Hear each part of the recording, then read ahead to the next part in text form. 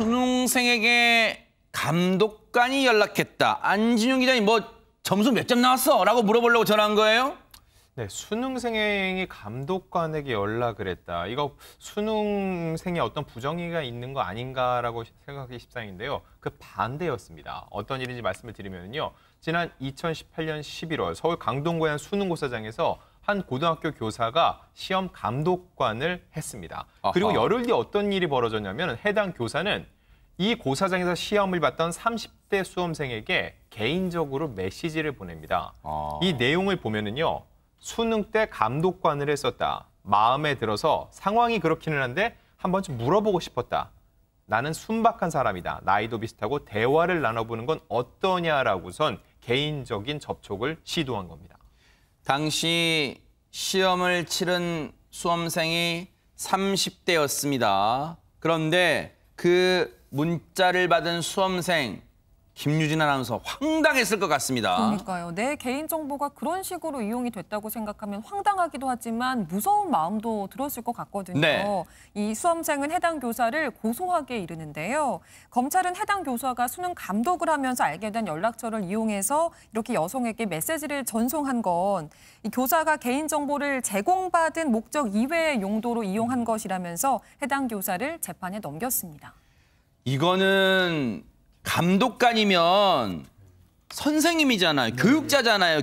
소위 우리가 말한 교육자잖아요. 이게 될 법한 행동입니까? 이게 김복준 의원님? 일반인 입장에서 30대 남성이 처음 보는 그 여고생 미성년자를 상대로 이런 짓을 해도 사람들이 경악할 거예요. 근데 하물며 교사는 스승이에요. 사표잖아요. 네. 교사가 학생을 대상으로 해서 그것도 직무 과정에서 알게 된 개인 정보를 이용해가지고 전화질을 이런 거 전화질이라고 그래요, 진짜. 아하. 이거 되겠습니까, 이거? 그러니까요. 네? 그 30대 여성은 얼마나 소름이 온몸에 끼쳤을까요? 자, 이 사건 결국 재판까지 가게 됐고요. 박성배 변호사님, 이 감독관, 교사의 어처구니 없는 행동에 대해서 법원의 판단은 뭐였을까요? 그런데 1심 재판부는 피고인의 행위가 부적절하긴 하지만 수능 감독관은 개인정보 취급자에 불과해 처벌 규정이 없다면서 무죄를 선고합니다. 개인정보보호법은 개인정보 처리자와 개인정보 취급자를 구분합니다. 개인정보 처리자는 업무를 목적으로 개인정보를 처리하는 개인과 단체를 가리키는 반면에 개인정보 취급자는 이 개인정보 처리자의 지휘 감독을 받아 업무를 수행하는 자를 가리킵니다. 1심 재판부는 직접 개인정보를 처리하는 자에 대해서는 처벌 규정이 존재하지만 지휘 감독을 받는 자에 대해서는 처벌 규정이 존재하지 않는다고 본 것입니다. 우리 법이 뭐 이리 어렵습니까? 그러면 그 해당 문자를 받은 그 30대 여성이 혹시 죄송한데 개인정보 취급자세요? 개인정보 처리자세요? 라고 물어봐야 됩니까? 김복준 의원님? 예, 그래서 2심 갔잖아요. 2심에서는 그 판단이 달랐어요. 2심에서는 뭐라고 얘기했냐면 해당 이 교사 같은 경우는 개인정보 처리자라면 여기서 말하는 건 아마 교육부 쪽일 거예요. 네. 처리자로부터 개인정보를 제공받았죠. 아하. 그 제공받은 그 개인정보를 본래의 용도 이외에 과잉 사용하거나 남용해버리면 그거는 처벌할 수 있다는 겁니다. 아하. 네, 그래서 징역 4월에 집행유예 1년을 선고를 한 거예요. 그러니까 1심과 2심이 완전 뒤집혔네요. 완전히 바뀐 거죠. 아하. 부정 이용 내지는 무단 유출한 거 네. 이건 남용으로 본 겁니다. 아하. 이에 대해서 이제 반대로 그 감독관, 이 교사라는 사람이 받아들이지 못해서 결국 대법원까지 지금 상고를 했어요. 상고심이 진행 중인데 하재근 평론가님, 상고 중이긴 하지만 대법원이 이제 판단을 하겠습니다만 2심 판결에서는 지금 당시에 그 감독관의 행위가 부적절했다고 본 거예요. 그러면 일단은 2심까지 나왔으니까 이 부분은 이 대법원 상고심과는 별도로 뭔가 학교 측에서 또는 교육부 측에서 뭔가 이 행동이 제재가 들어가던 거 아닙니까? 예, 그래서 2심 판결 이후에 2019년에 서울시 교육청이 징계 의결을 요구해서 작년 3월에 징계위원회가 이제 해당 교사가 성실 의무를 위반했고 품위 유지 의무를 위반했다고 하면서 정직 3개월의 징계 처분을 내렸습니다. 아하. 그렇다면 안진용 기자님, 해당 감독관, 해당 교사는 내가 정말 잘못했으니까 정직 3개월도 그래 감사드려요. 감지덕지합니다. 받아들이겠습니까? 했습니까 혹시? 그렇지 않았습니다. 이에 반발해서 오히려 행정소송을 제기를 했는데요. 이 정직을 취소해달라는 소송이었습니다. 아하. 이 사건의 핵심은요. 수험생의 개인정보를 어떻게 습득하고 사용했느냐 여부인데 수능 감독을 하면서 연락처를 알게 된 것이 아니라 이 교사의 주장은요. 카페에서 우연히 이 여성의 포인트를 적립하는 과정에서 알게 됐다는 겁니다. 대박 사건! 네, 보통의 남성이 여성에 대한 순수 호감을 전달하기 위한 행동이었을 뿐이라고 반박을 하고 나선 겁니다. 박성배 변호사님, 진짜 이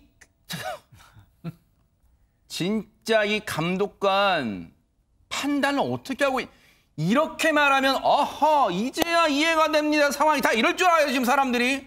재판부는 조목조목 반박합니다. 이 카페에서 우연히 한 번 듣게 된 낯선 사람의 전화번호를 바로 기억한다?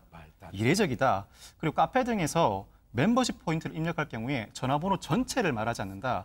전화번호 끝자리 4개 정도만 말하는 것이 일반적이다.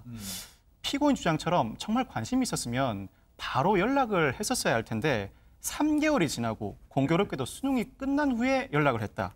결국 수능 감독 과정에서 알게 된 인적 사항으로 연락을 한 것이 맞다고 판시하면서 원고 패소 판결을 선고합니다.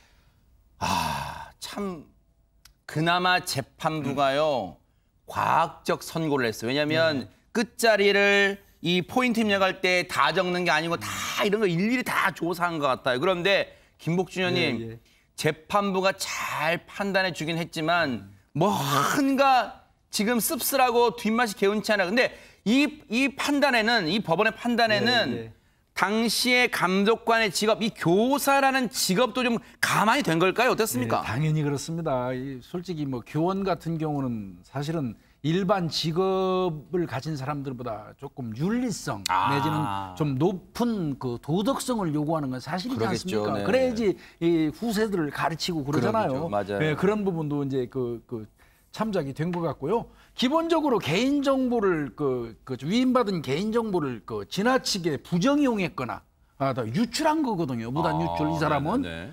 그러니까 그 정도가 심하지요. 네. 거기에다가 상당히 고의성이 있지 않습니까? 이런 경우라면 징계 양형 규정에도 파면 내지 해임 사유에 해당이 된다는 거예요. 그러면 오히려 정직 줬다면 더 낮게 준 거예요. 아하. 오히려.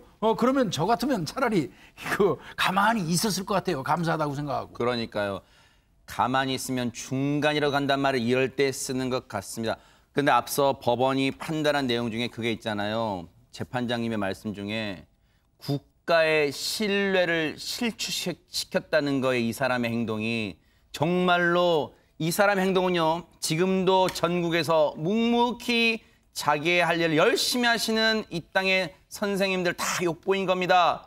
이런 사람들 때문에 이런 일부 사람들 때문에 지금도 우리가 요즘 우리 사회에 선생은 많으나 스승은 없다는 말이 나오는 거 아닐까요? 정말로 처절하게 반성하기를 기대해 보도록 하겠습니다.